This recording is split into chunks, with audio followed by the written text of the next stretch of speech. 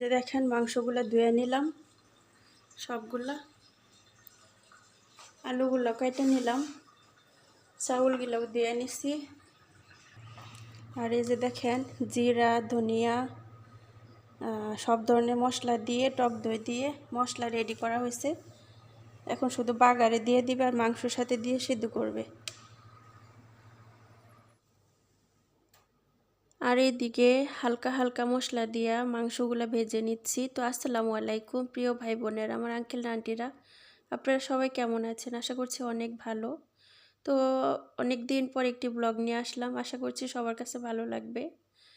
তো এটা হচ্ছে আমার স্যারের ফ্যামিলি ফ্রেন্ডস আসছিল, তাদের জন্য ওনারা বন্ধুবান্ধব মিলে পিকনিক করছিল। তো সেই রান্নাটাই আপনাদের সাথে শেয়ার করছি।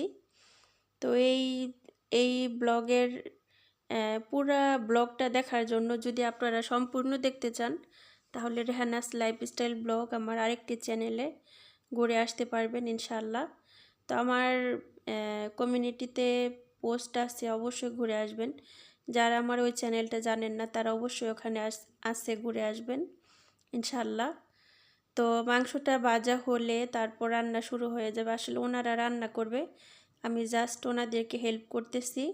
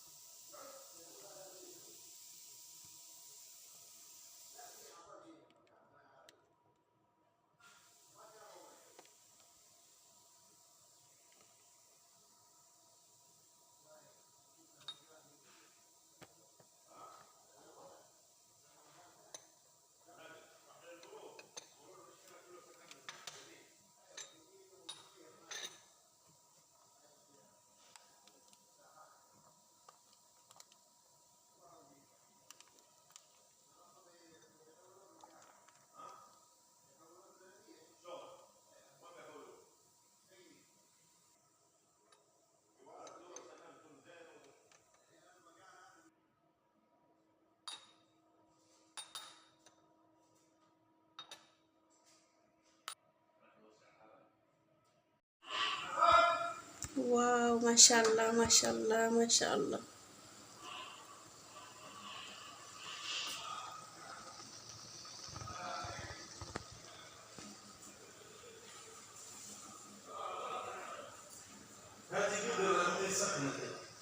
তাই বকে দেখেন রান্না বান্না শেষে যতটুকু তাদের নেওয়া নিয়ে গেছে, বাকিগুলো এই যে দেখেন, সুবহানাল্লাহ। এই হচ্ছে খাবার, মাশাআল্লাহ তাবারাকাল্লাহ। এখানকার পুরাটাই ভাত দিয়ে বইরা গেছিল, সুবহানাল্লাহ। আলহামদুলিল্লাহ, শেষ হওয়াটাই দরকার। এই যে আরও অনেক রয়েছে, হয়তো এগুলোও নিয়ে যাবো জানি না। আলহামদুলিল্লাহ রব্বিল আলামিন।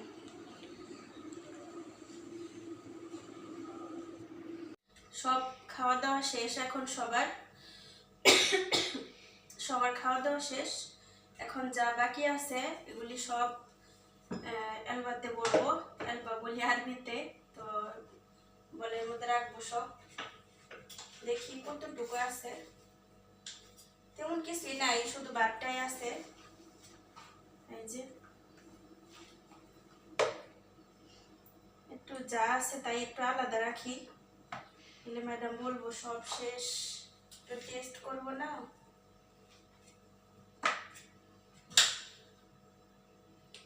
সব শেষ, কিছু বাকি নেই। আলহামদুলিল্লাহ। একটা ভরবে কিনা জানি না।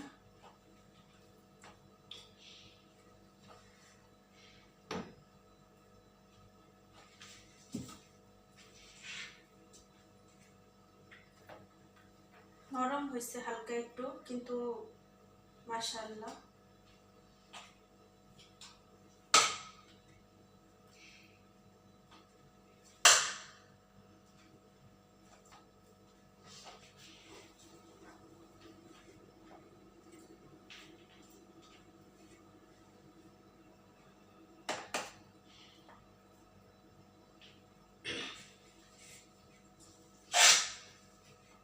এদেশের ছেলেরা যদি দাওয়াত দেয় খাওয়ার সময় একটু চিন্তা করবে না যে বাসায় মানুষ আছে ওরা খাইব ওদের জন্য রাখি, এই চিন্তা করে না।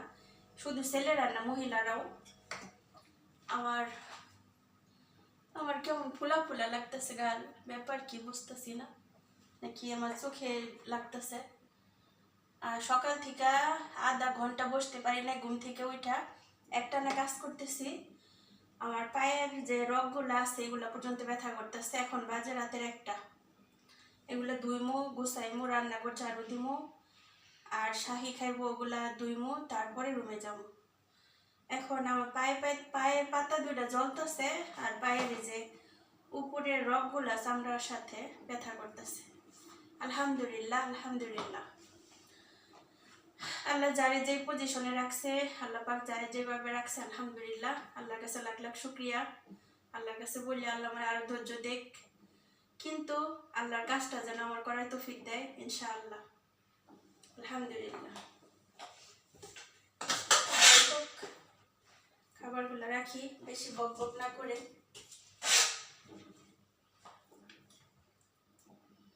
এই যে একটু একটু মাংস আছে, এগুলো আলাদা রাখতেছি যেন ম্যাডাম টেস্ট করতে পারে।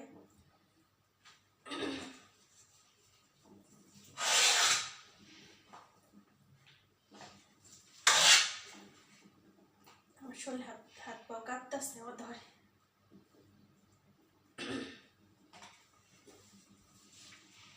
এটার মধ্যে আর রাখবো না।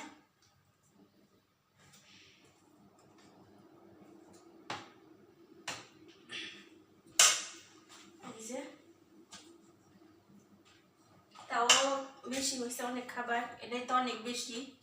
আরো এরকম একই ম্যাট সারে দিয়ে দিছি, এই যে এরকমই এর মধ্যে ছিল, দিয়ে দিছি এত বড় ডিশ দিয়ে 1 ডিশ। বললাম যে বাহিরে কাউকে দিয়ে দেন, নাহলে কালকে কেউ খাবে না, এখন গরম আছে। আলহামদুলিল্লাহ, বলার সাথে সাথে সারে নিয়ে গেছে। আলহামদুলিল্লাহ। আমাদের আশেপাশে অনেক মানুষে কাজ করতেছে বিল্ডিং এর, ওদেরকে অনেকে খাবার দেয়। তো স্যারও 2-3 দিন দিল খাবার।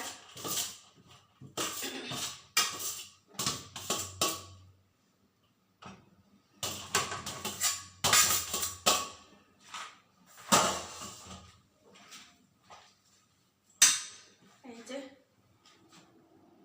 আলহামদুলিল্লাহ রব্বিল আলামিন, আলহামদুলিল্লাহ। কালকে হয়তো একটু মাংস সিদ্ধ করবো, কিংবা একটা মুরগি পোড়া পোড়া পুরমু, ব্যাস এই পর্যন্তই। আর কালকে সারা বাড়ি ময়লা হয়ে রয়েছে, এগুলো সব পরিষ্কার করতে হইব, এই আর কি। দেখেন অনেক খাবার, আলহামদুলিল্লাহ, আলহামদুলিল্লাহ। আমার মুখের হাসি কেমন যেন লাগতেছে, কারণ অনেক টায়ার্ড, আলহামদুলিল্লাহ। তো এখানে রাখবো। সবাই ভালো থাকবেন, সুস্থ থাকবেন, সবার জন্য অনেক দোয়া, শুভকামনা রইল। সবাই প্লিজ আমাকে ভুল বুঝবেন না, আমি প্রবাসে বাসায় কাজ করি। আমার যখন যে পরিস্থিতি হয়, আমি যে পরিস্থিতিতে থাকি, আমি যেসব কাজ করি, যেই কাজই করি আপনাদের সাথে শেয়ার করি। আর পরিস্থিতি যেমন হয় তেমন আপনাদের সাথে বলি। প্লিজ কেউ আমাকে মাইন্ড করবেন না, প্লিজ কেউ আমাকে ভুল বুঝবেন না। আমি আপনাদের সন্তান, আমি আপনাদের বোন, আলহামদুলিল্লাহ। আপনারা আমার আরও একটা ফ্যামিলি। আমার দুনিয়াতে মা নেই, বাবা নেই, আমি অনেক বড় একটা ফ্যামিলি পাইছি আপনাদেরকে, আলহামদুলিল্লাহ। আল্লাহর কাছে লাখো শুকরিয়া। আর আলহামদুলিল্লাহ দোয়া করি সবাই ভালো থাকেন, সুস্থ থাকেন, সবাইকে আল্লাহ পাক নেক হায়াত দান করুক, সুস্থতা দান করুক। আল্লাহ পাক আপনাদের ছেলে মেয়েকে মুমিন বান্দা হিসেবে গড়ে তুলুক। আল্লাহ হাফিজ।